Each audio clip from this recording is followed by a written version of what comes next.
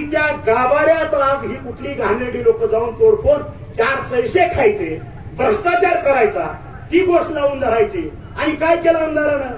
तर त्या मंदिराचं सुशोभीकरण केलं. अरे करायचंय तर बाहेर कर ना, गाभाऱ्याला कशाला हात लावतो? महाराष्ट्र काय पावित्र्य असतं.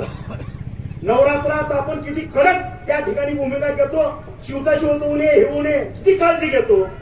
आणि त्या गाभाऱ्यात आज ही कुठली घाणेरडी लोक जाऊन तोडफोड 4 पैसे खायचे, भ्रष्टाचार करायचा, ती गोष्ट लावून धरायची. आणि काय केलं आमदारानं? तर त्या मंदिराचं सुशोभीकरण केलं. अरे करायचंय तर बाहेर कर ना, गाभाऱ्याला कशाला हात लावतो? ते पावित्र्य राहणार आहे का?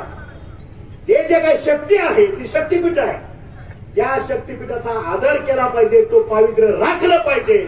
आणि त्याला कुठेतरी ठेच लागलेली आहे. हे सर्वजण एकदा परत आत्मचिंतन करण्याची गरज आहे. हे वास्तव आहे. मी पालकमंत्री असताना 2 वर्ष फाईल माझ्याकडे पेंडिंग होती. मी एकच सांगितलं होतं, जे काय करायचं ते करा, मी मान्यता देतो, फक्त गाभाऱ्याला हात लावायचा नाही. कारण आमच्या निष्ठेचा प्रश्न आहे, आमच्या देवीचं ते आदर स्थान आहे, सिंहासन आहे. या ठिकाणी आम्ही कुठलीही सुका शोध होतो ना, ते सोडून सगळं मला मान्य. जे केलं नाही, मी सही केली नाही.